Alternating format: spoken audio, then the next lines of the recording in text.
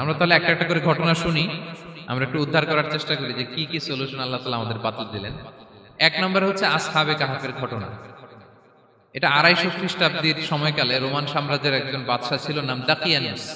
প্রতাপশালী বাদশা, পৌত্তলিক, মূর্তির পূজা করে। ঈসা আলাইহিস সালাম বিদায় নিয়েছেন 200-250 বছর হলো। তো সব নবীর ধর্মই কিন্তু ইসলাম, যদিও আমরা নাসারা বলি, ইহুদি বলি, সব নবীদের ধর্মই কি ইসলাম। তো তিনি ছিলেন পৌত্তলিক, মূর্তির পূজা করত।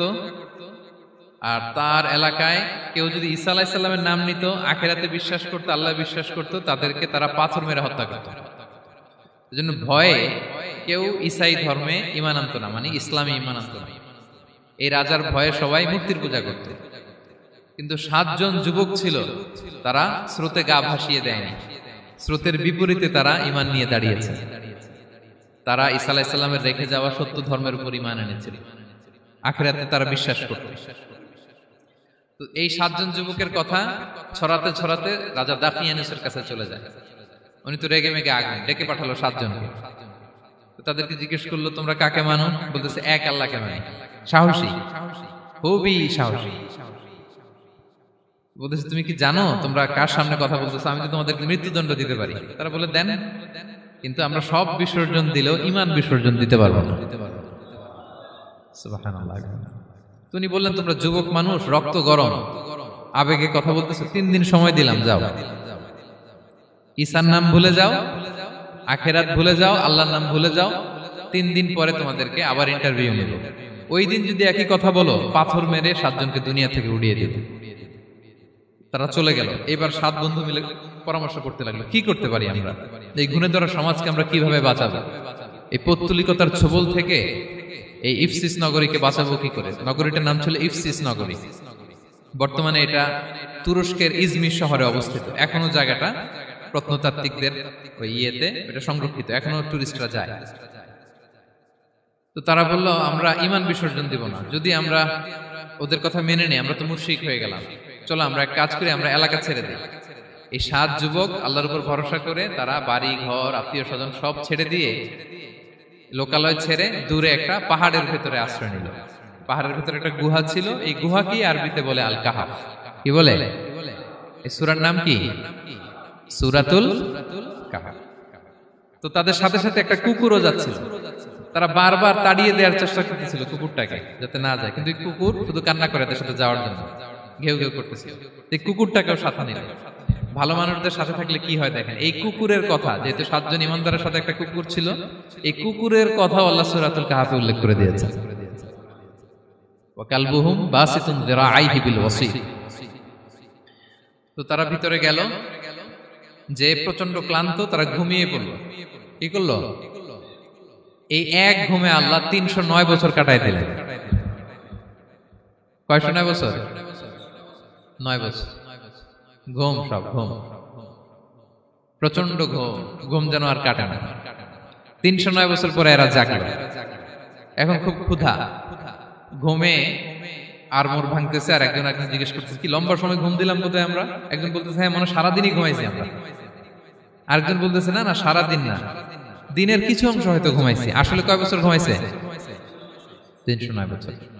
তো এদিকে সভ্যতার তো চেঞ্জ। এখানে ওই দাকিয়ানুস মরে, এর ছেলে মরে, এর নাতি মরে, পুতি মরে, এখন 6ষ্ঠ নম্বর রাজা আসছে। প্রজন্মের পর প্রজন্ম তো শেষ। 309 বছরে কমপক্ষে 4-5টা জেনারেশন চেঞ্জ হবে। তো জেনারেশন চেঞ্জ হয়ে, এলাকা চেঞ্জ হয়ে, তারা যে স্বপ্ন দেখেছিল এই ইফসিস নগরীতে কালিমার পতাকা উঠবে, তাদের স্বপ্ন আল্লাহ বাস্তবায়ন করেছেন। 309 বছরের ব্যবধানে এই এলাকার সবাই মুসলিম হয়ে গেছে। আল্লাহ চাইছিলেন ওদেরকে দেখাবে এটা, ওদের স্বপ্নটা যে বাস্তবায়ন হয়েছে এটা দেখাবে। তো ঘুম থেকে উঠছে, একজনকে তারা বললো যে লুকায় লুকায় চাদর মুড়ি দিয়ে কিছু রুটি নিয়ে আসো বাজার থেকে, যাতে তোমাকে না চিনে। চাদর মুড়ি দিয়ে যাও। কিছু পয়সা ছিল, মুদ্রা দিয়ে দিস। তো সে যে যখন দোকানদারের কাছ থেকে রুটি নিয়ে আর মুদ্রা দিছে, দোকানদার বলে, এই মুদ্রা কোত্থেকে আসলো? 309 বছর আগে মালয়েশিয়াতে রিঙ্গিট ছিল কিনা জানি না, যেভাবে ওরা ট্রানজাকশন করতে পারে, যেটা ছিল ওইটা যদি এখন কেউ দেয়, রাজধানী বিলাসে খাবার পাওয়া যাবে? হ্যাঁ। তো রুটিওয়ালা বলে, তুমি বর্তমান সময়ের মুদ্রা দাও, এটা দিচ্ছ কেন? বলতে সেটা তো বর্তমান সময়ের মুদ্রা। বলতেছে এই যে মুদ্রার মধ্যে দেখো কোন সালের সিল দেওয়া, এটা তো শত শত বছর আগে। বলতেছে কি বলে শত বছর আগে?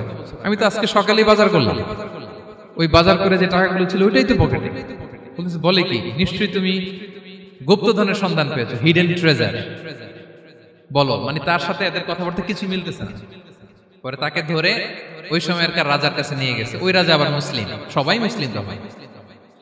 সে যা বলে এরাও কেউ বিশ্বাস করে না, এরাও যা বলে এও বিশ্বাস করে না। আর এলাকা এর বাড়ি ঘর আসবে কোত্থেকে? এর নাতি পুতি যা আছে 5-6 পুরুষ তো মরে সবাই কবরে। তখন তার কথা শুনে সবাই অবাক।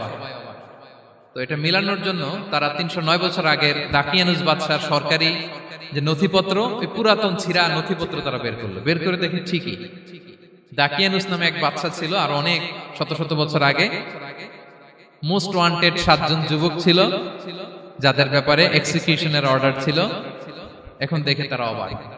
লম্বা ঘটনা আমি খুব শর্ট করে বলতেছি। পরে সবাই মিলে তাকে সহ ওই গুহায় গেল। গুহায় যাওয়ার পরে সে বাকিদেরকে ডাকতে গুহার ভিতরে ঢুকলো। আল্লাহ তাআলা 7 জনকে ওইখানে মৃত্যু দিয়ে দিলেন। চিরকালের জন্য এই 7 জন ঘুমায় পড়লো। আর এলাকাবাসী রাজা সহ ওইখানে তারা একটা মসজিদ নির্মাণ করলো। This is the story of আসহাবে কাহাফ। তো এলাকাবাসী যদিও মুসলিম হয়েছিল, কিন্তু আখিরাতের ব্যাপারে তাদের একটা সন্দেহ ছিল যে আসলে মানুষ মরার পরে কি আবার জীবিত হবে? মৃত্যুবরণ করার পরে আবার মানুষ জীবিত হবে? তাদের মনের মধ্যে একটা সন্দেহ ছিল যে আসলে মারা গেলে মানুষ আবার উঠতে পারে। তাদের এই সন্দেহ দূর করার জন্য আল্লাহ তাআলা এই 7 জনকে 309 বছর ঘুম পাড়িয়ে আবার জীবিত করলেন। সুবহানাল্লাহ বিহামদিহি। তাহলে ঈমান কিভাবে বাঁচাতে হয়, এটার প্রেরণা আমরা এই 7 যুবকের কাছ থেকে পাই। এখানে যেটা আমরা শিখি প্রিয় ভাইরা, 1 নম্বর লেসন হচ্ছে আমাদের গুড কোম্পানি লাগবে, রাইটাস পিপল, মানে আমাদের সার্কেলটা ভালো হইতে হবে। তাদের 7 জনের সার্কেলটা খুব ভালো ছিল, ফলে তারা বিপথে যায় নাই এবং তারা এমন শক্ত সিদ্ধান্ত নিয়েছে যে আল্লাহ তাআলা সেটাতে বরকত দিয়েছেন, গোটা সমাজকে আল্লাহ তাআলা চেঞ্জ করে দিয়েছেন। এটা হচ্ছে 1 নম্বর লেসন। আপনি ঈমান বাঁচাতে হলে আপনার সার্কেল ভালো লাগবে। খুঁজবেন যে এলাকায় যাবেন ওখানে নামাজি সার্কেল কারা আছে, ওখানে জ্ঞানী গুণী সার্কেল কারা আছে, ওখানে ভালো কাজ করতে চায়, একে অপরকে সহযোগিতা করে, কল্যাণের পথের যাত্রী কারা আছে খুঁজতে হবে আপনাকে। খুঁজে ওই সার্কেলে আপনি যুক্ত হবেন, তাইলে ঈমান বাঁচানো যাবে। ক্লিয়ার? 2 নাম্বার হচ্ছে conflict between believers and disbelievers it's universal. সত্য মিথ্যার লড়াই এটা চিরন্তন, আজীবন থাকবে। এটা ওনাদেরও ছিল, এখনো আমাদের লড়াই করে যেতে হচ্ছে, আমাদের ভবিষ্যৎ প্রজন্মও করবে। এই লড়াইটা আমরা করে যেতে চাই। কি বলেন? হ্যাঁ, থামা যাবে না? আমরা থামতে আসি নাই, আমরা এই লড়াইটা করে যাব। আমরা সত্যের কথা বলেই যাব ইনশাআল্লাহ। বলেন। 3 নাম্বার হচ্ছে যে লেসনটা আমরা পাই, অনেকগুলো লেসন, আমি খুব প্রেসাইজলি বলতেছি। যুবকরা চাইলে একটা সমাজকে পাল্টে দিতে পারে। এই পৃথিবীতে যত বড় বড় বিপ্লব হয়েছে এগুলো যুবকরা এনেছে। তারা হচ্ছে সভ্যতা গড়ার কারিগর। আসহাবে কাহাফ আমাদের এই সময়ের নওজওয়ানদের জন্য প্রেরণা। তারা আমাদের জন্য প্রেরণার বাতিঘর। তারা যেমনি ঈমানকে রক্ষা করেছে, আমাদের যুবকরা চাইলেও তাদের ঈমানি চেতনাতে স্পিরিট দিয়ে সমাজটাকে পাল্টে দিতে পারে। কি বলেন? এখানে বেশিরভাগই তো যুবক। হ্যাঁ, গুড সার্কেলে থাকবেন তো আপনারা? সত্যের পক্ষে সবাই থাকবেন তো? আল্লাহ তাআলা কবুল করুন।